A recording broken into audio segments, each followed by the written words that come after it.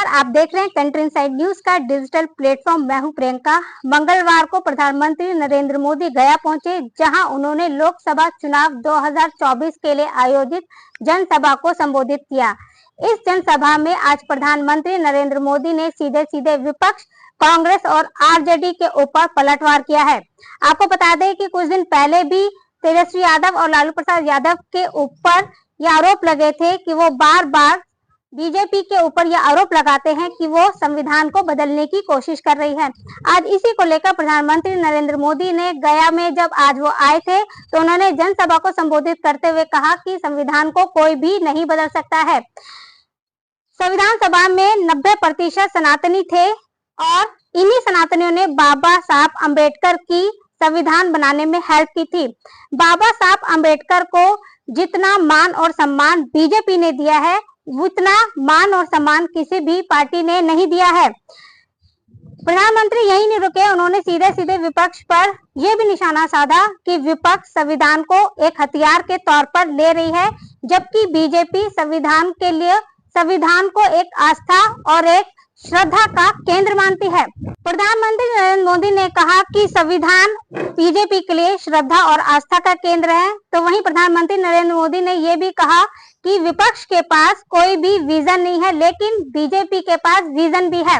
प्रधानमंत्री नरेंद्र मोदी ने यह भी कहा कि कांग्रेस ने दशकों तक कोई भी काम नहीं किया, लेकिन बीजेपी ने, एनडीए के ने गरीबों के लिए, उनके हित के लिए, देश के लिए काफी कुछ काम किया है। प्रधानमंत्री नरेंद्र मोदी यही नहीं रुके, उन्होंने सीधे सीधे कहा कि जो लोग सनातनियों को गाली दे रहे हैं, उनको डेंगू और मलेरिया से जोड़ रहे हैं, ऐसे करने वालों को प्रधानमंत्री नरेंद्र मोदी ने सचेत किया है कि अब उन्हें गाली देना बंद कर देना चाहिए।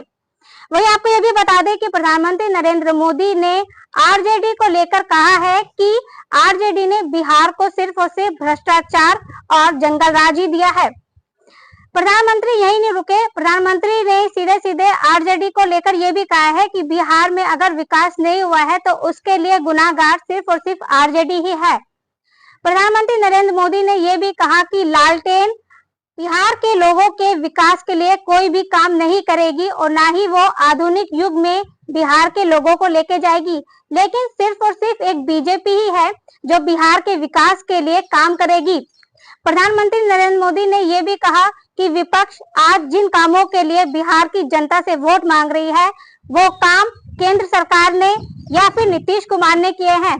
इन सरकार को दोबारा से 2024 के चुनावों में नहीं लाना चाहिए। तो अब देखना ये होगा कि जिस तरह से प्रधानमंत्री नरेंद्र मोदी ने आज गया से तेजस्वी यादव और लालू प्रसाद यादव के परिवार के ऊपर जो पलटवार किया है, जो आरोप लगाए हैं, उसके बाद अब लालू प्रसाद यादव की तरफ से या फिर तेजस्वी यादव की तरफ से क्या प्रतिक्रिया सामने आती है।